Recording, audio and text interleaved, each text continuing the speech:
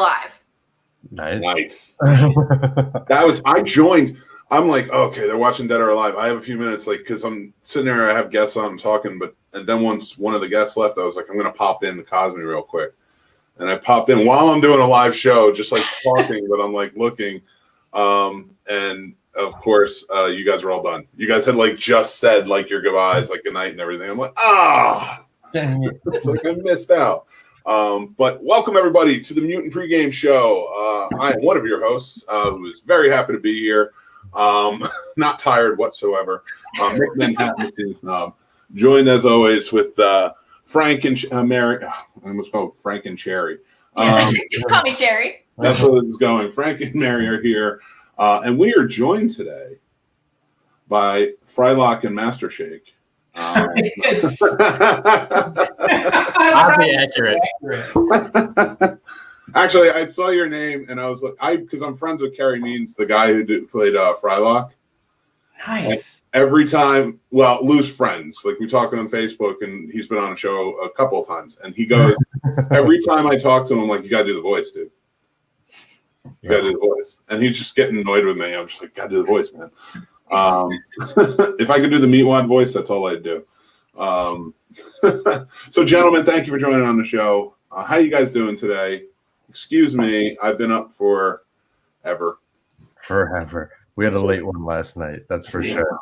I called it an early night, pretty much. I went to bed, I think, at 1:30. Yeah, when I say we, I don't mean me. We as a community had a late one last night. I was also asleep at like 1:30. I woke up in the middle of DOA and had absolutely no idea what was going on. There was like things were blowing up. There was a crotch in my face. I was like, okay. I'm not ready for this. This is not a wake up and watch the rest of this film type of movie. I don't know about y'all, that's exactly what I want to wake up to. Always. So I know you guys did. Unfortunately, I was doing a live show, so I couldn't really join in. But you guys were doing the marathon, the Dinners of Death marathon. Did you watch all of them, or which movies did you watch?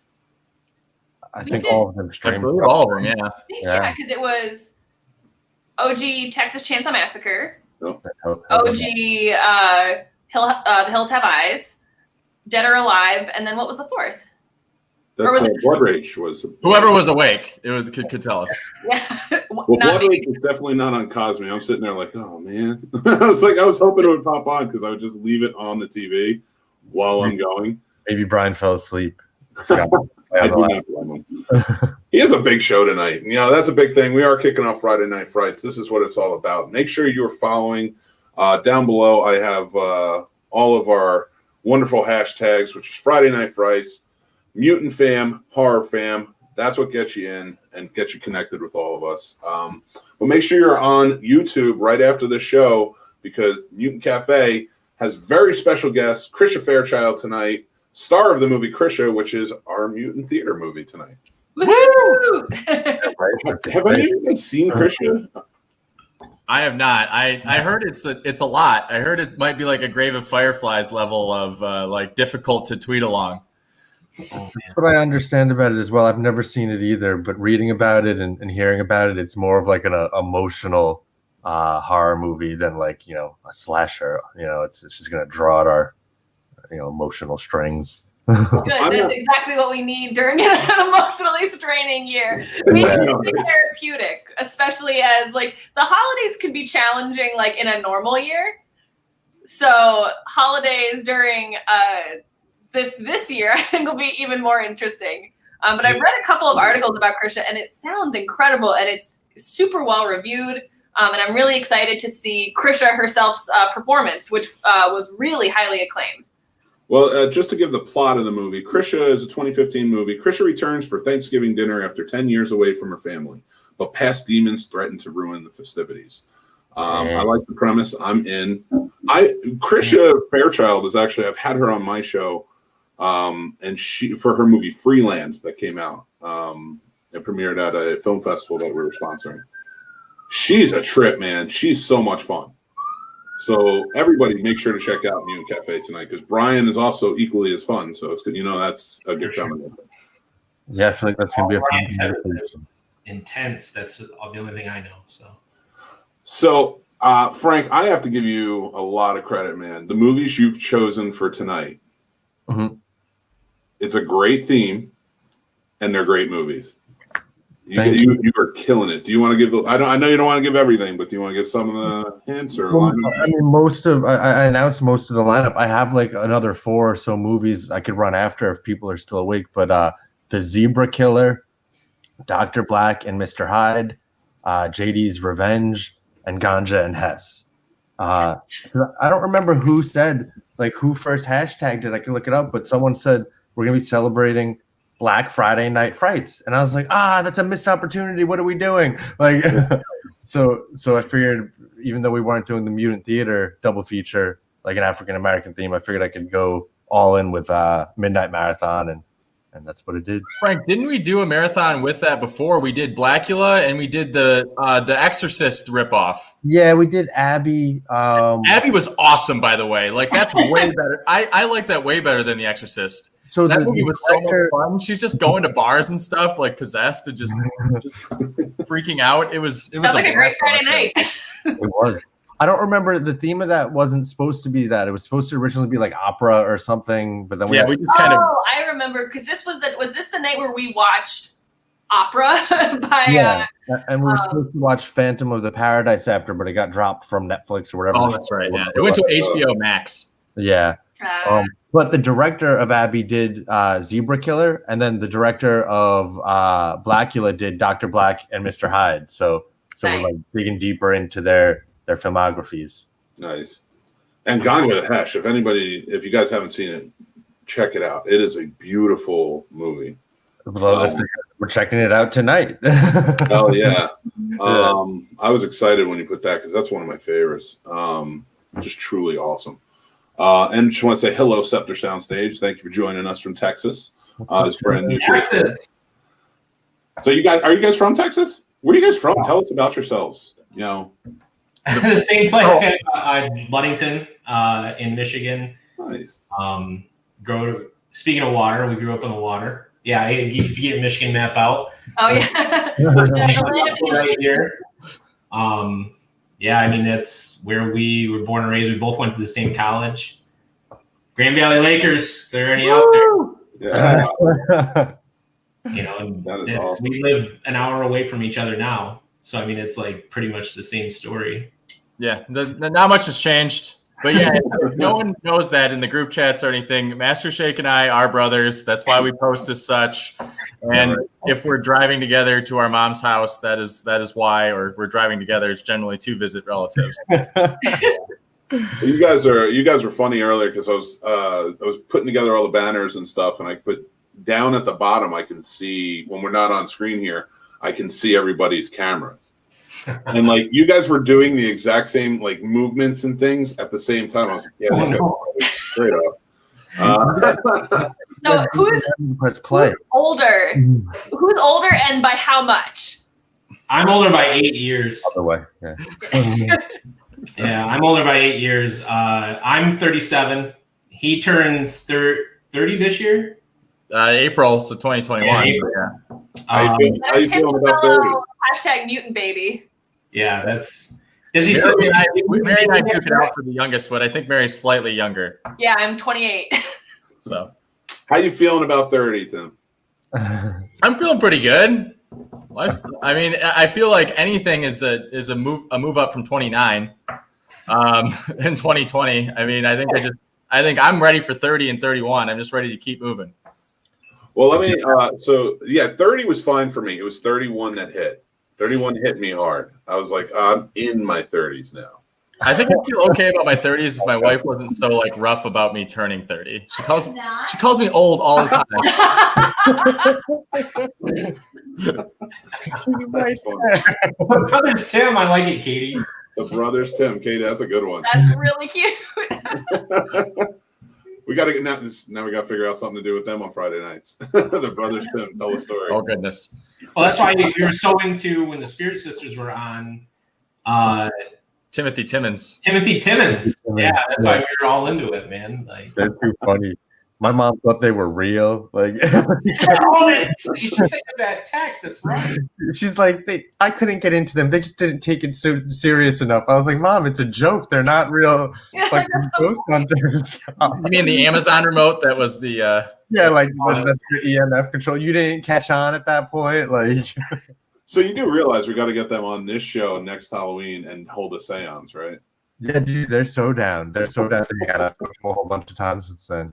We're all just gonna sit here being like, "Come and talk to us, but go to Mary's house, not here." So one of these days we're gonna have to do a tour of my haunted cellar, which is my house is built in 1906. I live here alone. No, you can't have my address.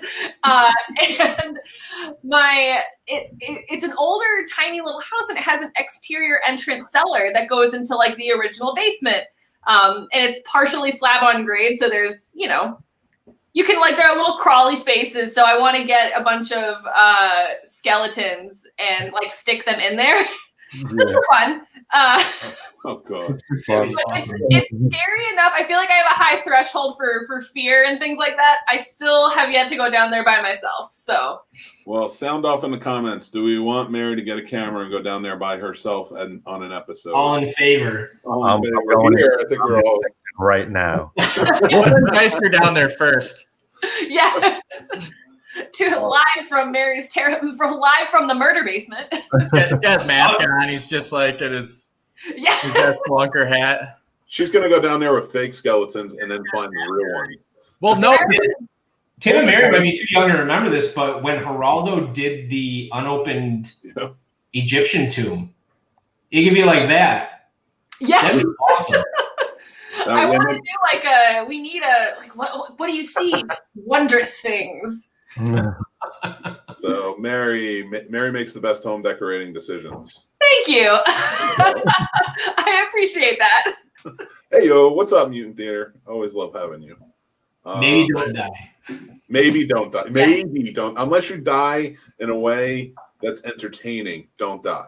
And as long as it's live, as long as someone knows that it's happened. Are you gonna go downstairs and someone's standing in the corner? Yeah. Mark. If you're gonna die, at least get views for it, right? I mean, it might just explode at that point. Exactly. I'll make you all famous. This is our Patreon episode. That'd be awesome. So it's Black Friday. Has anybody gotten anything cool or taken advantage of any cool horror merch or anything like that? I missed out on the Joe Bob turnstile. They had the anti-skid turnstile. Yeah. That's cool. Missed out on it. They were sold out. That's the only thing I tried. They got the box set, the Joe Bob vinyl box set through Ship to Shore, which I have not pulled the trigger yet. The 75 is a little steep, but I'm still thinking about it. I only have one of them. I have the Chris Jericho one, so I missed the first two. I would have to buy Red Christmas on its own, so it seems like a pretty good deal. I also haven't done it yet, but they haven't sold out, so. Yeah, it's not like the action figures where you have to be like, now. Yeah. No, you got to be right on it or you miss them. Yeah, I don't know how people got them because I remember when they released the like special edition one for the Halloween Hideaway in like within a minute or something, or like within 5 minutes they were all gone. Plastic meatball, right? Yeah, that's. Yeah. It was like that's where Fright Rags orders from, and they had some on sale on their site until like the next day. They didn't sell it for a while, which is weird. I don't know, like if they just had the majority of the inventory, or if people just never found out about it. But yeah, they were available for a while. Frank secretly ordered them all. We have no idea. Selling them for $1 more, making a huge profit. Yeah, I made no secret about it. I still got them over here. I hung them up on my wall. I got the Halloween one. It showed up the other day. I got the original one too. So we have one thing that came out. I don't know if you guys saw this. You know, Zabi. They make the Blu-ray 4K. I know. I'm here. I promise. Blu-ray 4K box sets for mostly horror movies. Did you see this Dawn of the Dead one that they put out? It looks awesome. Oh my god! Is it OG Dawn of the Dead or the original? Because I have OG. Yeah, 78. That's like, cool. It's a 9-disc set. They sold out of it. Like I went to go buy it today, and I was like, Jesus, of course. But everything. It has everything on it. Like all of the behind the scenes, all of the new behind the scenes too. Like Tom Savini went back and recorded some new stuff too. That's cool. I think the Friday the 13th one's still up on Amazon. The big set that they did. Yeah. Which I thought about buying, but Dan literally just bought me the Friday the 13th like smaller Blu-ray set last year, and I'm like, I haven't even gotten through that yet. Yeah, I still have I have like DVDs that I had signed when I bought them and this is years ago. I'm not bragging when I say this. And I can't replace them. I don't know why. I can't. It's hard to move past those, man. Like it's the same reason I've never upgraded from my Nightmare on Elm Street box set from 2003. Like they have more features on the Blu-ray that was released in 2016, and I won't do it. Why is that, do you think? Why do you think that? Because there were a lot of features on that box that I know you're talking about. It had the black coat. Yeah. Because they put out the VHS around the same time, and it was colorful, and his arms were extended through all the tapes. I had the VHS and I had the DVD, but yeah, it was a monster set, and they never recreated it with it. No. Did you ever play the game? No, I did not. Have any of you guys ever played the game for the special features on the Freddy box set? No, never. First time I played it was 3:00 in the morning, and it's actually legitimately scary if you played in surround sound. Like I recommend it. Like you can either watch the special features like normal, or they're all contained on like this. I think it's the 8th DVD in the set. Yeah, it's the last one. Yeah. And like if you play it, you have to use your remote, and you're walking through the house, and you have to solve a bunch of puzzles and stuff. It's kind of, if you guys remember the game like Myst or Rivet or something like that. Mm-hmm. It's like that, except instead you access all the special features from the show. That's how I actually found out about Freddy's Nightmares, their TV show from the late 80s. The first episode of that is actually the story of Freddy getting burned. Yep, and Toby Hooper directed it. Yep. Really? Yep. If you watch the pilot, you can see what that show was supposed to be instead of what it eventually became. Yeah. How many episodes did it go on for? What's that? How many episodes did it go on for? Not years. Trust me. 3 seasons. Yeah, I think it was 3 seasons. It gets progressively like lower and lower budget. Dan's got some bootlegs, I think, of that. I mean, it's hard to find. She got a bunch of bootlegs, and it looked like somebody had DVR'd the episodes and DVDs. But I'll say is like, in a way, it worked out really well because the crew from Freddy's Nightmares came over to Tales from the Crypt after their second season. And if they hadn't, there's no way we would have 9 seasons of Tales from the Crypt. They lowered the budget for Tales from the Crypt like significantly and basically saved the show on HBO. So in a way, Freddy's Nightmares gave us something that's good. I don't know. I've seen every episode, and like I think everybody should check them out. But he's biased, but I'm telling you, Freddy's Nightmares is so much fun. There is like genius comes out of necessity sometimes, and like the budget they are working with and some of the things they came up with, it's really interesting. I mean, it's not great all the time, but it's always entertaining. You get to see Lori Petty get decapitated. Truth. That's worth it. I have I still have them too. The VHS version of that wasn't put out. It was just at a convention bootleg. Nice. All the episodes, and that's how you had to get it back then because they didn't have it on VHS. Yeah, that's awesome. They have some solid. They do have some solid episodes, but yeah, you're right. Tales from the Crypts would never be what it is. And I love those anthology pieces. Those would just fit perfectly. Well, it's fun going back and reading the Tales from the Crypt comics and then seeing the show. I feel like it's a really fun pairing. Oh, 100%. Anybody ever watch, and it's not a pairing at all, but the original Friday the 13th series? I got them, yeah. It's so crazy how it has nothing to do with Friday the 13th. Nothing at all, but it was still a solid show. But I think that because it was called Friday the 13th, the series, people are like, what the hell?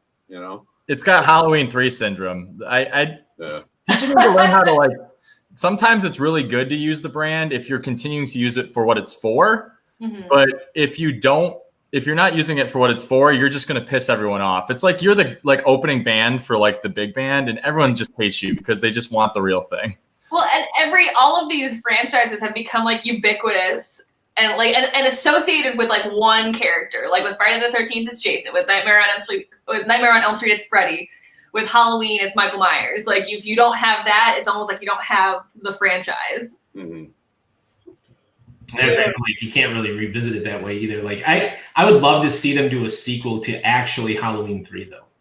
Like what do you do? That, like, I watched Halloween 3 on Halloween with my father-in-law this year, and like just because you gotta watch it for the mustache alone. But that song, the Silver Shamrock song, gets stuck in my head, and like I don't know. I think that's a cool concept about Sam Hain and how it affects like a bunch of different areas and stuff. What's cool, if you watch it, it's connected to Invasion of the Body Snatchers. It takes place in the same town that the 1958 Invasion of the Body Snatchers takes place. That's so, like a little like intersection that happens there. I did not know that. Right. Santa Mira, California. Oh, Dan, I meant to ask, did you ever get your stuff? I did, man. I was gonna thank you eventually. Oh, okay, good. No, I just want to make sure I got it because this is like crazy COVID sending anything. Seems it's awesome. And hey, anybody, if he ever runs any contests, he gave the best prizes. He sent like a whole envelope full of stuff. Awesome. I got a couple magnets. I put them on my fridge. It doesn't show up well, but when I did my live stream, I have one of the stickers up here on my liquor shelf, and I appreciate it was cool. That was awesome. Thanks, man. Oh, awesome, man. I'm glad you guys got it.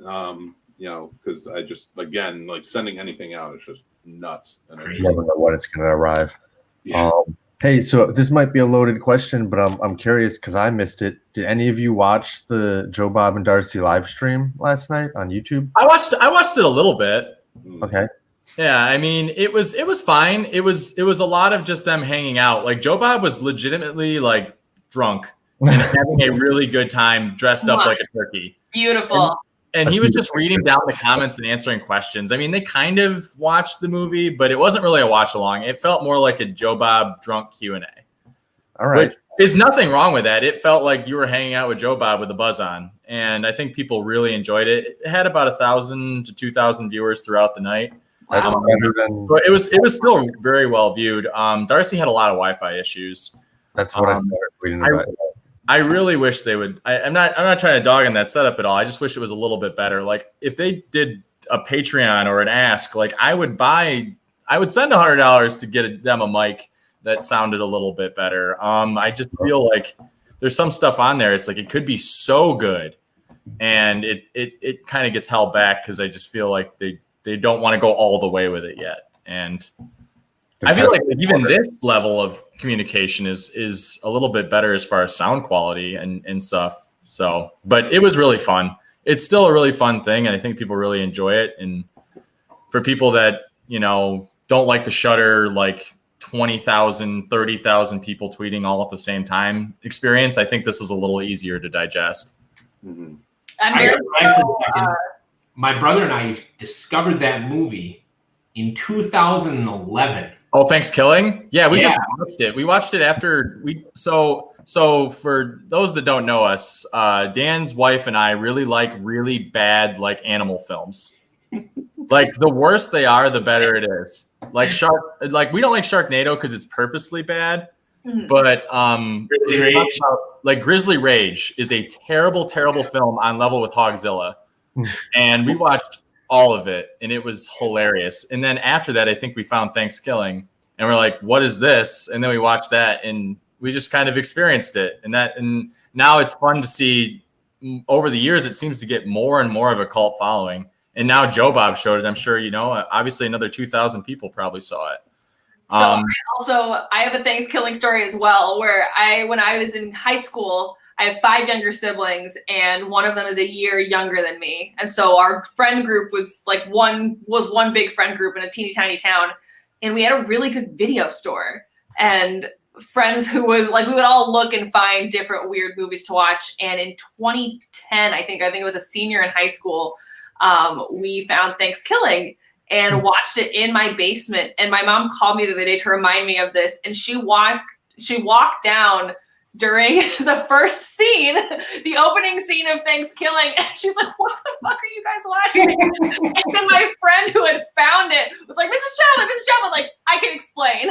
I can explain. I can explain. And she's like, I don't care. There's no explanation. Like, just do what you want. It was a great pick. Yeah. It was a great pick from Joe Bob, honestly. Like, as far as like cult films go that people would have a lot of fun watching, like, I think more people should see that movie because it's hilarious. And they have done a lot of other films. I think they also did Ginger Dead Man with Gary Busey. Amazing. I think is another one that they did. Like, I think there's a Thanksgiving 2. Like, there's a Thanksgiving 3 even. That's right. Someone else showed Thanksgiving 3. I can't remember. Saturday last week, I think. Yeah. So yeah, they kind of, I think that one kind of caught a cult following, and so they've gotten enough budget to do a lot of those like crazy out of the box films, and none of them are good, but they're all extremely entertaining. Yeah. Nice. And fun. Like, I mean, if you just want to throw something ridiculous on, like that whole catalog is really fun. Well, they've got good like quippy one-liners, like "gobble gobble, motherfucker." Genius. All the time. Like, you got a family? Call. Movie for one-liners, man. Like, it just is. It's good. That's funny. So, with Thanksgiving, is there any other Thanksgiving-based movies that you guys like? You have to watch. Like, yeah. I'll tell you one I want to that has never been made, and that's the Eli Roth fake Thanksgiving movie. Like, I was gonna say that was in Death Proof. it's like, he'll come home, get a body back. Like, it's so good, and like they just never revisited it. Like that, Werewolf Women of the SS, and like all those movies are. Have you watched the behind the scenes? I just rewatched Death Proof because it's my favorite Tarantino anything he's ever created, and I was watching all the behind the scenes stuff, and there's this bit with him and Robert Rodriguez talking about making the whole like Grindhouse, like the whole pantheon of this universe that they're creating of like shitty Grindhouse movies. And they literally was like, yeah, we just like called up our friends and was like, hey, can you do something that's like Grindhousey? Wait, on no budget, like it was kind of cool. Your favorite Tarantino movie is Death Proof? Yeah. That's what you caught Mick on. Mick's like, wait. I haven't heard anything since you said that. Mary, we're going to need you to go into the basement right now. Mary stands by her positions, though. Like, you stick by it, man. If you like it, own it all the way. No, I kid, but I mean that's okay. It's Kurt Russell. Anything with Kurt Russell. I mean, it's Kurt Russell. Yeah. Kurt Russell. The lap dance scene is very good. It is. It's great. It's really good.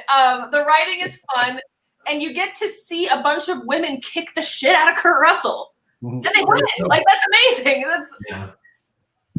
I dig it. I like it. I like that. My favorite will always be the vampire one. From Dusk Till Dawn? Dusk Till Dawn, just because it's Sex Machine, man. I remember being in high school when that came out, and I had no idea who Tom Savini was. And I just ended up finding out who Tom Savini was because he was Sex Machine. And I went as Sex Machine for Halloween the year that movie came out. Oh, we need pictures of that, man. Come on. Oh, God, no. Oh, man.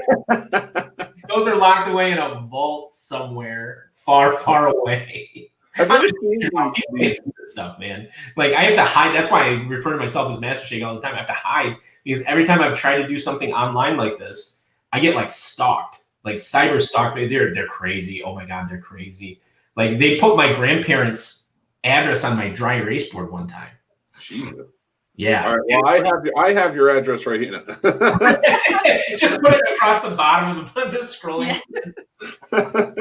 What other? I mean, to jump back to the original, like, I can't even think of any other Thanksgiving movies. I got you, Frank. Mine's always really cheesy, though. So this is not horror related. I always watch the 4th Thanksgiving episode from Gilmore Girls. That is a fantastic episode.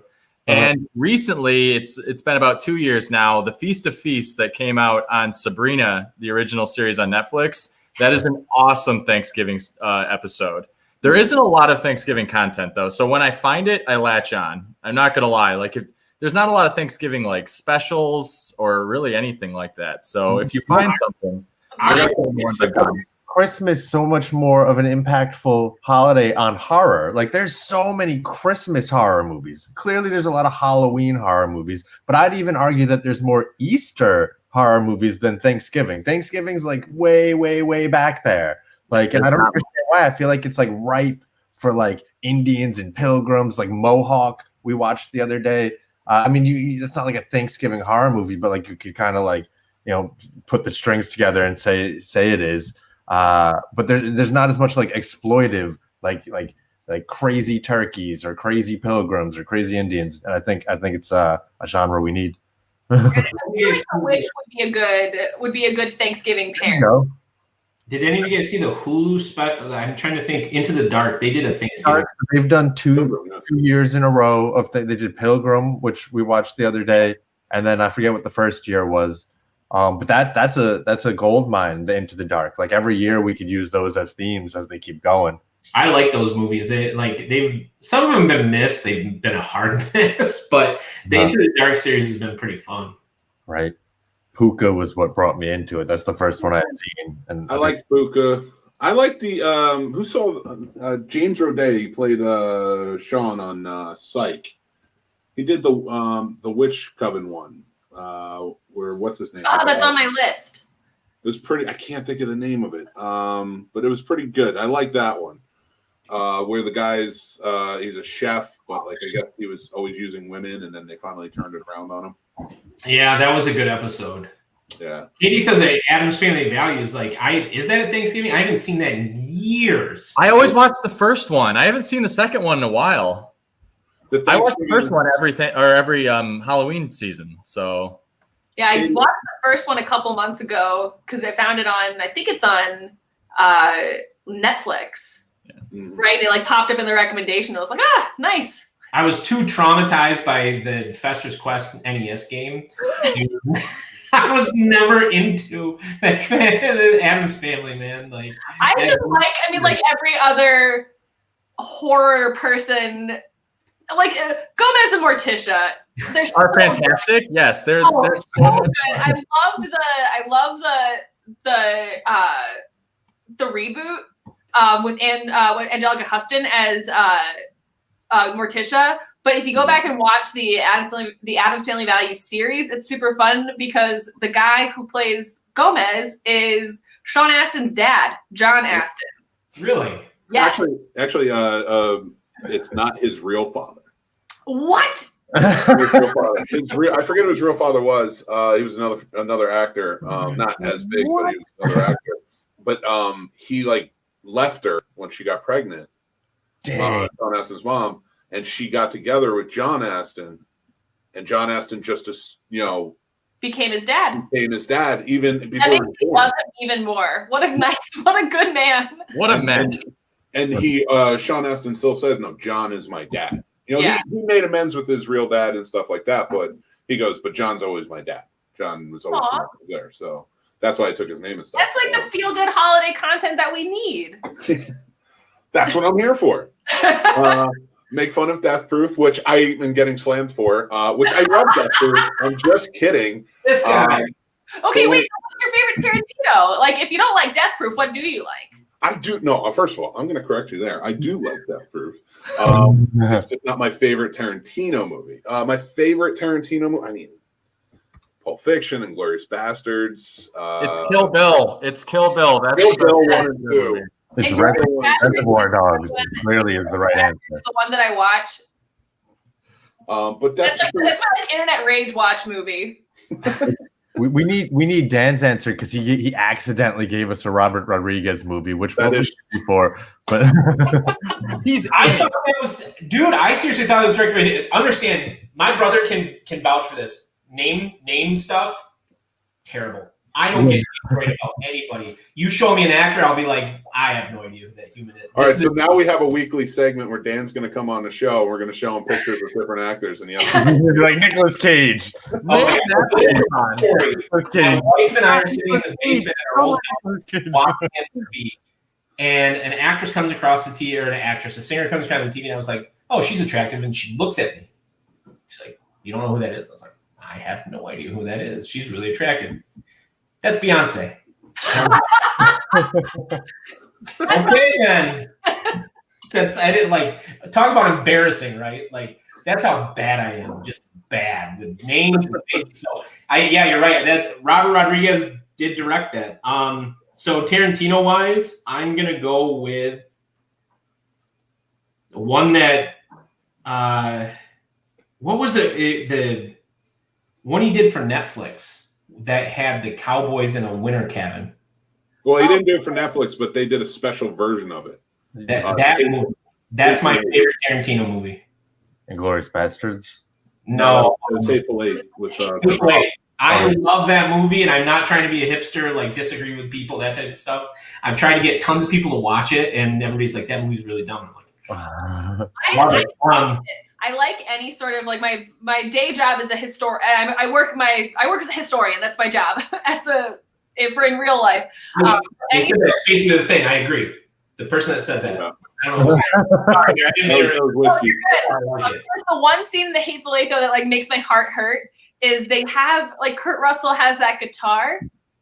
That's a rare original 19th century guitar, and every history person that I know who also likes horror movies was posting on the internet being like, he fucking destroyed that thing. Well, Mary, I'm always curious though. It's history and sheep. I can't figure out what exactly you do. I see you hanging out with sheep sometimes, and I hear you talking about being a historian, and I'm like, wait a minute, where's the connection? Yeah, what did you do? It's a thin line between history and sheep. And don't forget Ghost Hunter now. And Ghost Hunter.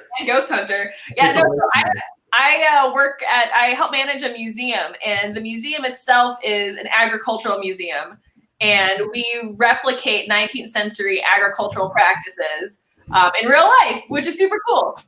Like the old engine show and stuff that we have by us. They do the old exactly. Or if you've been to Deerfield Village. Oh, I mean, we've been to White Pine Village, which is probably the. You've been to Deerfield. Deerfield in 6th grade. I still haven't been there. There's a bunch of. Anytime I go anywhere, I go to museums. That's the thing that I do, and that's big up on my list. I need to do the whole Michigan museum tour at some point. Sounds enthralling. Right, you can come with it. We can make it a whole Mutant Fam #Mutant Fam Museum time or something. It has to be during the 3 weeks during the year that you guys actually have a summer. And it's not snowing there for that to happen. Summer is brutal here in Michigan. Summer is brutal. It's so muggy and hot. We had multiple days above 100 degrees this year. Michigan for late June, early July, it is brutal. Oof. But you're right. We basically have 2 seasons. Annoyingly hot for about 4 weeks, and then annoyingly cold the rest of the year. And not just annoyingly cold, but winds that literally cuts through you. That's why you need parkas and crap like that. Brian could say worse because Chicago in the winter without trees or anything is absolutely brutal. I've had to work there during the winter at times, and oof. That's it. Sam Raimi and Bruce Campbell, they were raised here in Michigan, and that's a lot of the reason you see the influence in their films. That kind of late fall mentality. Really, even some of the newer films that Raimi's done, you can see it in.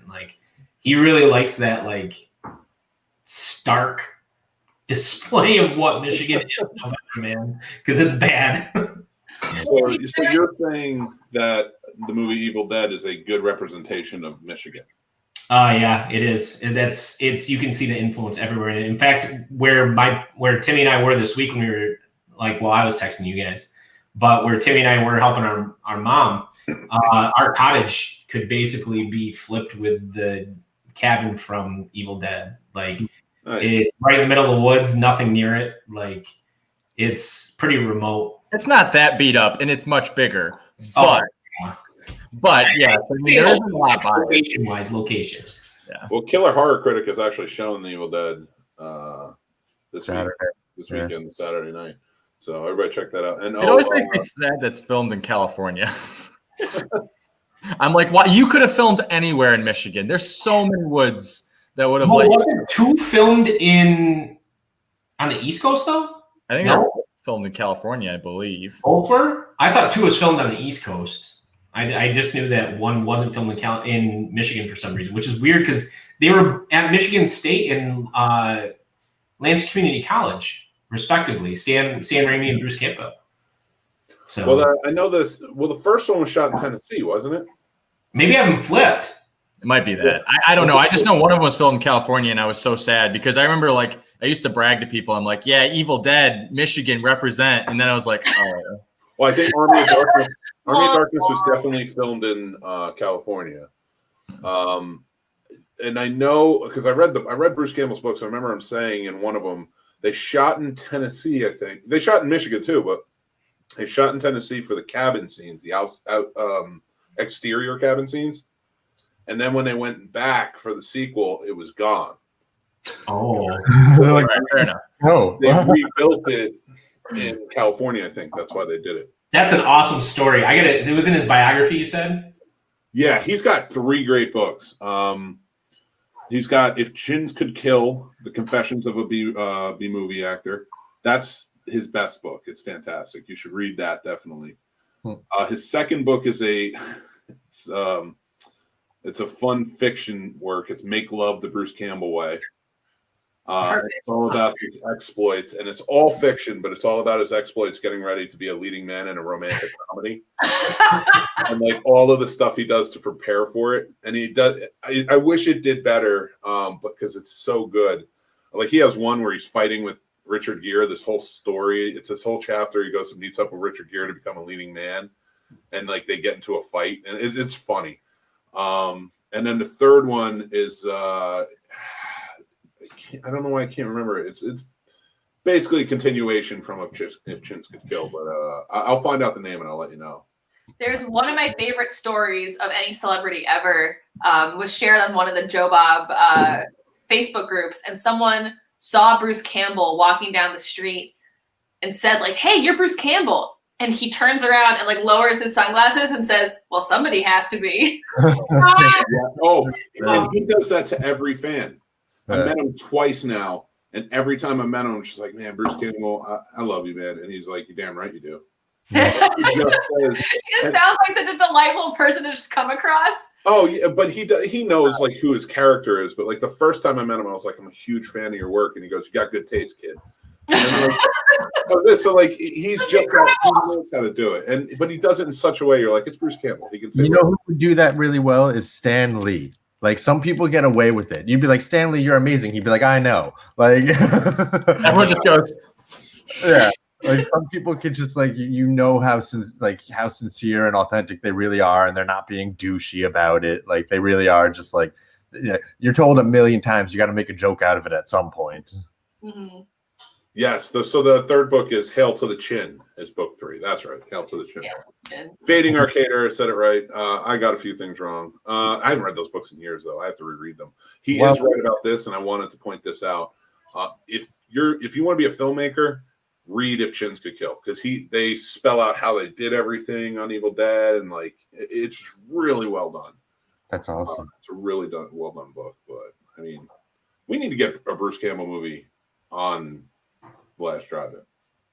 I know. Yeah, I want them. Bubba Hotep on Bubba Hotep's on Tubi, I believe. Dave, I wouldn't be surprised if they showed like insert Bruce Campbell movie here and then had him on. Of course. Like he has been doing the thing where he's been going to drive-ins, like he goes to so many different events that I feel like he would be like he's like a prime candidate for being on the show, right? Well, after watching last night the Michael Berry interview, I'm like, man, I want more of that. Mm-hmm. I want more of what that was, because that was so much fun. I love that they had that as a huge part of this season, was they brought on so many guests. And I feel like all of his interviews they're so wide ranging and they're so thoughtful and well researched.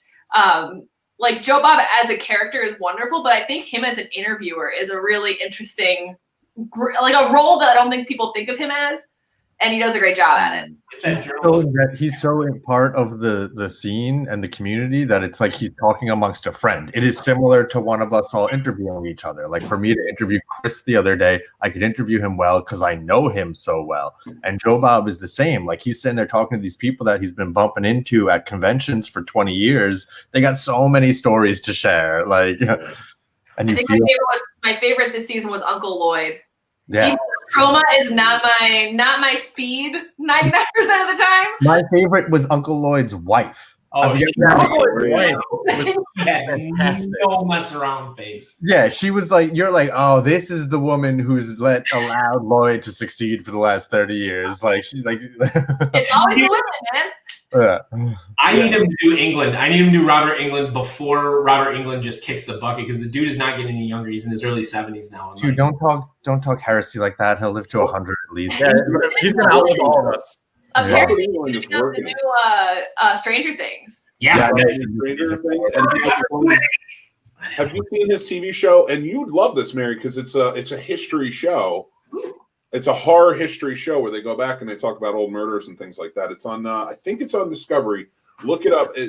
I'll look it up for you right now. That's you had me at horror mysteries or horror history murder show. All of those things are like, with like the Venn diagrams where it's like what you're into and it's like a circle. Just has a really big centered piece. He does such a good job on it too. And it's a newer show. Like it came out this year. Right. Well, you're looking that up. So we're going to be wrapping up within 5 minutes here to hand it over to Brian for Mutant Cafe. Everyone should head over there for sure. I wanted to, there's two things I really wanted to talk about. Like what Mary and you did yesterday, Mick, was amazing with Thanksgiving. Fangsgiving was so much fun sitting in Zoom because and I thought about this a lot afterwards. When we're doing something like this, I have a tremendous amount of fun. And I feel like we're all authentic enough that we're really just having a conversation anyway. But it is with an audience sitting here watching. When we sat there in Zoom yesterday, we were legitimately just hanging out like friends. It was so cool. That was really fun and special because one, I know there's a lot of us who are spending the holidays by ourselves because of the pandemic. So it's nice to have a space for everyone to join in and have a place to be and hang out and, spend however much time they can or want to with nice people. But it was so cool that there were familiar faces. There were some people that I never met before. Right. There are some people who hopped in who I had known for years from the history community who I had no idea were huge Joe Bob and horror fans who live on Long Island with Frank. That was the coolest coincidence when that lady's like, where's everyone from? I'm from Long Island. And I'm like, oh, I'm 15 minutes from you. What the? And Sean are amazing. There's 8 people in this room, and 3 of them are in Long Island, and 3 of them are in fucking Minnesota. Yeah, that's true. There's we all gonna have we're Midwest mutants. It's Dan and Tim, you guys are also in the Midwest. Yes, 100%. We're stuck here, and we're not going anywhere. I couldn't go anywhere. Once it's like a black hole, you just never get to leave. I came to Minnesota 4 years ago, almost 5, and I'm not fucking going anywhere. I'm staying here. Funny. And I don't know why it really looked that appealing. Yeah. And then there's me down in Virginia. It's about the water, bro. The water. Yeah, right. Yeah, there must be drugs in the water or something. And then Mick, you did your overnight thing, and I'm so sorry I fell asleep way too early for that. How do you feel like that went? Like that? Did you have fun with that? Oh yeah, I mean, we had a great time. We had a bunch of people come on. One of my hosts who does a painting show and he paints a different movie character every week came on and he painted Sting's character from Dune. Oh, so cool. So that was fun. I hate Dune. I hate that movie. What? I love it. Not the spice melange. It's so funny because Mick. he is such a huge Dune fan, but I'm such a huge Blade Runner fan, and he hates Blade Runner, so we're always going back and forth. So it makes for a good. It makes for a good back and forth. Mick, I'm like both films. I'm not saying that you have to like one or the other. Of course not. You can like both, but I never got into Dune. I love Blade Runner, but I also love Dune. You don't have to love one or the other. That's true. You don't even have to love either of them, but you'd be wrong if you don't love at least one. Oh God, Wiki is pissed. Oh, come on, man. No, sorry, buddy. I'm really excited about the new traditions that we started this year. Like, and what we could do for Christmas, what we could do for New Year's. Like, we have worries about what COVID was going to do, like these small little gatherings or whatever. But we created new traditions this year, which I can't wait to see carry on. Like, I'm so excited. I wanted to make an announcement. I mentioned that I was going to announce what 25 Days of Horror was during the show. So before we start wrapping up, I had posted a few days ago my top 20 horror movies of 2020, and a bunch of people were like, dang, I ain't never seen that one. I ain't never seen that one.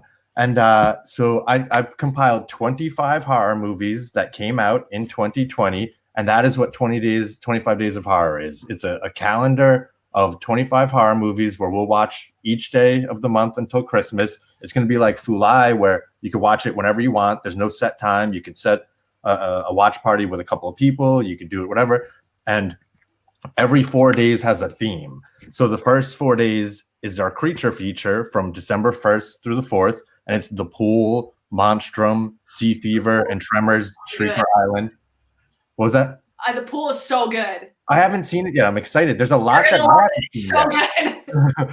So then every 4 days we'll vote on that theme. So like best creature feature, best witch feature, best possession feature, cult feature, psycho, cabin fever, zombie, so on and so forth. So 25 days in a row, brand new movies that came out in 2020. We vote every 4 days on a theme. And at the end, we'll all have a big section of movies to create our top 10 lists for the year. Like, and then we'll all like share what our top 10 was from the selections. So that is what 25 Days of Horror is. I'm excited about it. Yeah, super excited. And you're going to post the movie soon. I'm literally clicking tweet all right now. So yeah, let's get in on that. That sounds awesome. I think December 11th, before the Joe Bob special, we're going to do a Christmas special on here, right? Yay! So that would be absolutely. Yeah, Tim, I've been R&Ding hot toddy since that one comment that you made about hot toddies. I was like, oh, that's a great idea. Toddies are so good. I would live on honey and whiskey and boiled water if I could. Oh, you might be a believer. I am like very pro hot toddy. It's fucking cold as shit here already. So I mean, you know, you're in Michigan, so it's the perfect thing to drink when it's cold out. Like Midwest cough syrup. It'll cure everything. So I had a great time. Dan, Tim, thank you for coming on. Thanks for having us, man. Come on again. We had such a great time. You guys are great. Right. Let me throw out something for Dan, since he didn't think to throw it out himself. He's been releasing YouTube videos on Fridays. Everyone could go see him mixing drinks, which I made a comment about on Wednesday. I was like, how cool is it? We got more than one bartender in the group now. It's like, it's not, you know, it's like this one has drinks, that one has drinks. Too. There have been a couple of drinks. Dune stinks. No, it doesn't. Dan makes amazing drinks, and I've tried a couple of them, Dan, and they're so good. And now I'm all like, because I think you did one with mezcal and like habanero honey. Yeah. Now I have hot peppers fermenting in honey so that I can make more of them. I'm glad Mary's on board, because behind the scenes, I'm like, dude, Mary's going to murder you. I'm like, Deister's going to come find you. I'm bored. Teaching from home is very, very boring for me, and it's easy. So I like having something to do, and like thanks for America. Teaching from home is easy and boring. Happy hour sometime. And I love to, my biggest thing I just want to do the how-to part. I like the teaching, like the steps of the drink, because when I was in college, I worked in bars, but I was a beer tender, and then I worked in a real bar, and and it's so different. Like I think people need to realize that it's not hard to make stuff like this at home. All you need is the ingredients. So. Exactly. And Tim, what do you want to share? We didn't even make the drink. We didn't make the drink today. But we're running out of time because we have. Check out Monsters and Drinks, and check out Dan's page too, because you can have options for drinks today. I'm trying to their stuff's so much better and way bigger budget too. Like, oh yeah, bigger budget. They spend the everybody, thank you for joining us for the Mutant Pregame Show. We have fun. Frank, Mary, and I always have a good time. We appreciate Dan and Tim jumping in tonight, and we look forward to having you guys back. Trust me, you guys are awesome.